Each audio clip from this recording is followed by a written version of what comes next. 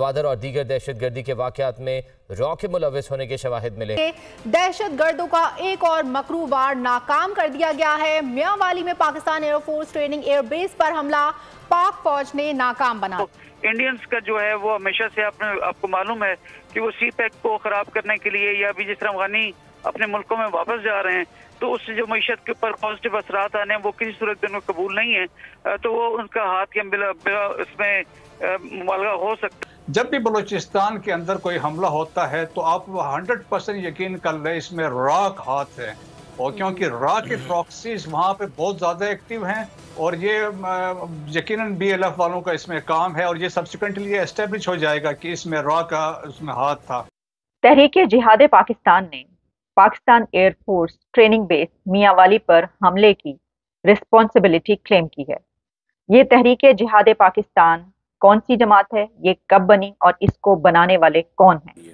और जब भी कोई दहशतगर्दी के हमले हो जाते हैं तो हम ये कहते हैं जनाब के ओहो अच्छा हम ये कर देंगे हम वो कर देंगे, और क्योंकि इस वक्त पाकिस्तान का पॉलिटिकल एनवायरनमेंट ज़्यादा पॉलिटिकल है तो मैं आपको ये बताता चलूँ कि 2 बड़े सीरियस वाक़यात हुए हैं पाकिस्तान के अंदर। जय हिंद दोस्तों, मैं विजय और आप देख रहे हैं अब इस रिएक्शन। तो दोस्तों, पाकिस्तान के मियांवाली एयरबेस पे जो अटैक हुआ था उसमें 3 एयरक्राफ्ट और एक टैंकर आतंकियों ने बर्बाद किया।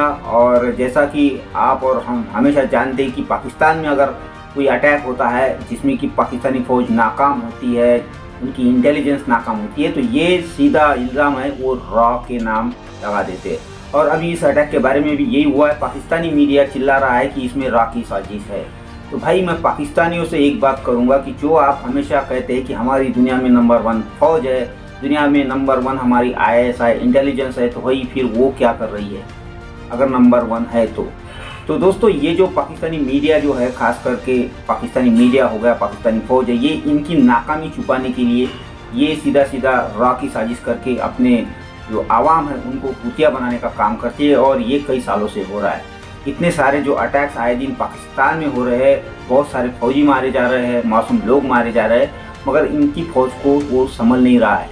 और इसीलिए ये जो है हर चीज़ में रॉ और इंडिया का नाम लेके अपने जो आवाम है उनको भड़काने की भी कोशिश करते हैं एक तरह से, और साथ ही में अपनी जो नाकामी है वो छुपाने की कोशिश करते हैं। दोस्तों आज की वीडियो में हम यही देखेंगे कि पाकिस्तानी मीडिया इस बारे में क्या कह रहा है, किस तरह रॉ की साजिश बता रहा है। तो चलिए करते हैं वीडियो को शुरू। मगर वीडियो शुरू करने से पहले जो व्यूअर्स हमारे चैनल पे नए हैं उनसे रिक्वेस्ट करूंगा प्लीज़ हमारे चैनल को सब्सक्राइब कीजिए, वीडियो को लाइक और शेयर जरूर कीजिए। तो चलिए करते हैं वीडियो शुरू। जब से अफगान तालिबान ने टेक ओवर किया उसके बाद से ये सिचुएशन डेवलप हुई। हमारे तवक्कुआत थी कि वहाँ पे सिचुएशन बहुत अच्छी होगी और हमें वहाँ पे से वेस्टर्न बॉर्डर से सुकून मिलेगा, लेकिन ऐसा हुआ नहीं। और बेसिकली TTP वहाँ पे री ग्रुप हुई, रीऑर्गेनाइज हुई एंड दे आर री इक्विप्ड विद वेपन्स और लेटेस्ट वेपन्स के साथ हैं।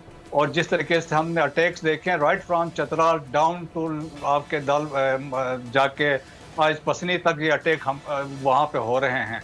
लेकिन ये है कि अनफॉर्चुनेटली कि जो रिसेंट जो सर्ज हुई है 2 दिन में, इसमें यकीनन जो एक्टिविटीज़ है, जब भी बलूचिस्तान के अंदर कोई हमला होता है तो आप 100% यकीन कर लें इसमें रॉ का हाथ है। और क्योंकि रॉ के प्रॉक्सीज वहाँ पे बहुत ज़्यादा एक्टिव हैं और ये यकीनन BLF वालों का इसमें काम है और ये सब्सिक्वेंटली एस्टेब्लिश हो जाएगा कि इसमें रॉ का उसमें हाथ था। और पीछे भी जितने इंसिडेंट्स हुए वहाँ पे उसमें भी रॉ की उसमें इन्वॉल्वमेंट इसमें थी। जहाँ पे बात हम करते हैं कि PF बेस मियांवाली, देखिए एक स्ट्रेटेजिक टारगेट था, पाकिस्तान के एसेट्स वहाँ पे थे, तो इसमें भी यकीनन इसके लिए प्लानिंग की गई, डेलिब्रेशंस की गई और यकीनन इसमें भी इंडिया का इसमें हाथ इसमें यकीनन है और ये सब्सिक्वेंटली यही भी एस्टेब्लिश होगा।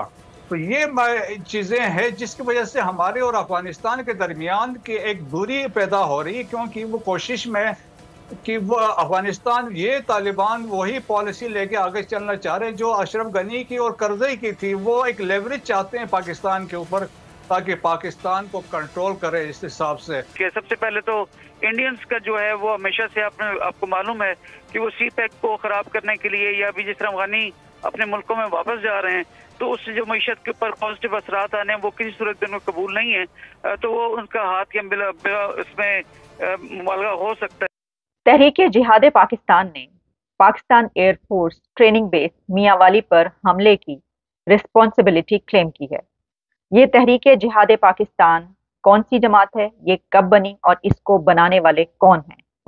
आप जानते हैं कि कई घंटों तक ये लड़ाई जारी रही और मियांवाली के एयरफोर्स ट्रेनिंग बेस पर यह हमला हुआ।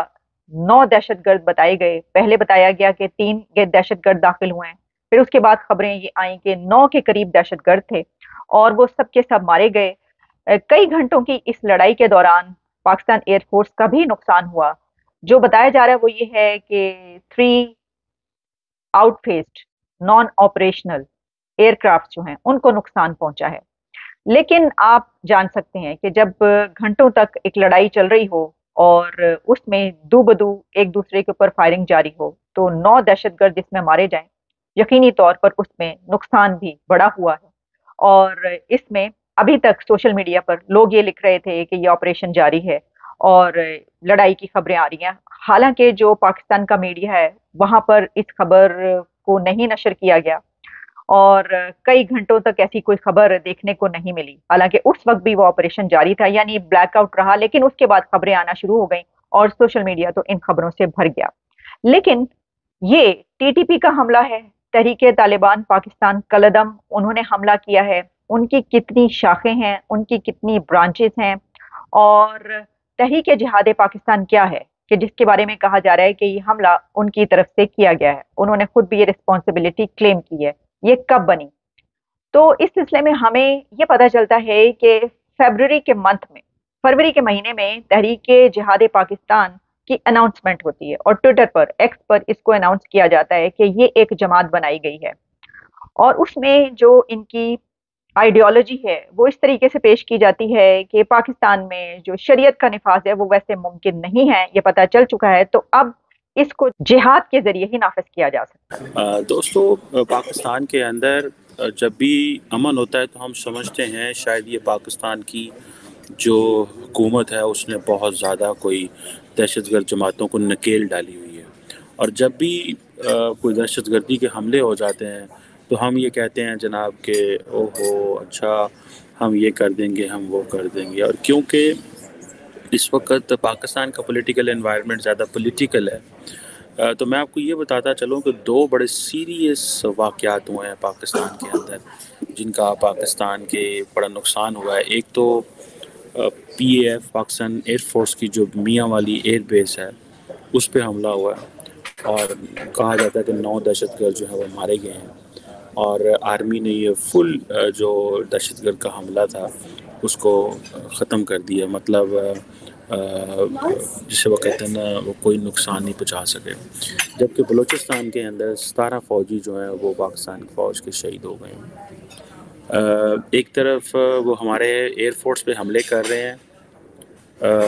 भारत जो है वो हर रोज़ अपनी एयरफोर्स की तादाद और उसकी ताकत बढ़ाने के लिए फ़्रांस से और दुनिया से जो है वो असला ख़रीद रहा है। कहीं से वो राफेल ख़रीद रहा है, कहीं से वो कुछ ख़रीद रहा है। और आपको याद होगा माजी में भी दहशतगर्दों ने पाकिस्तान के एयरफोर्स पे हमले किए थे ताकि मुझे याद है एक PC-3 ओरियन हुआ करता था जो अमेरिका ने पाकिस्तान को 2 जहाज़ दिए थे जो इंटेलिजेंस गैदरिंग करते थे इंडियन ओशन रीजन में और अरेबियन ओशन में और जहाँ जहाँ पे भी वो उड़ता था, जारी बात है। लेकिन वो उसको भी पार्शली डैमेज हुआ था। उस वक्त शायद पाकिस्तान ये नहीं समझता था कि ये लोग हमारी एयरफोर्स और नेवी के इंस्टॉलेशंस पे हमले कर सकते हैं। बहरहाल उन्होंने किए और उन्होंने बताया है कि we are among you, we are sitting within you, हम आपके अंदर ही बैठे हुए हैं। 2 इसमें चीज़ें 3 हैं। एक चीज़ ये है कि किसने किया, दूसरा ये है कि इसके पीछे कौन है, तीसरा ये है कि हम किधर हैं। एक दिन पहले पूरा ट्विटर, चैटर, पूरा सोशल मीडिया रॉ के अकाउंट्स मुबारकबाद दे रहे थे एडवांस में लोगों को और उनको वार्न कर रहे थे कि कल एक बहुत बड़ा वाक़या हो रहा है और जिस सोफिस्टिकेशन से ये वाक़या हुआ है ये वाकई ये रॉ ही इसको मास्टरमाइंड कर सकती है क्योंकि इसकी लोकेशन, इसकी स्ट्रेटेजिक अहमियत ये एक आम टेररिस्ट नहीं कर सकता। इसके पीछे एक माइंडसेट है और वो हम सबको मालूम है। तो दोस्तों ये थी आज की वीडियो और भाई इस मीडिया पे तो हंसी आती है कि किस तरह का झूठा प्रोपेगेंडा ये करते हैं अपनी फौज की नाकामी छुपाने के लिए। ये जो अपना इल्ज़ाम है वो इंडिया की रॉ पे लगाते हैं और ये आज से नहीं हमेशा से लगाते हैं। और दूसरी बात तो ये यार मीडिया ऐसा है कि ये बता रहा है कि वही इस हमले को नाकाम हमारी बहादुर फौज ने कर दिया। तो ये किस तरह की नाकामी, जो लोग वहाँ पे आए थे आतंकी वो तो खुद मरने के लिए ही आए थे ना, उन्होंने 3 एयरक्राफ्ट आपके जला दिए और ये कह रहे हैं कि एयरक्राफ्ट जो थे वो ग्राउंडेड एयरक्राफ्ट थे। तो भाई आप झूठ के सिवा क्या बताओगे? क्या ये थोड़ी बताओगे कि अच्छे एयरक्राफ्ट आपके जल गए?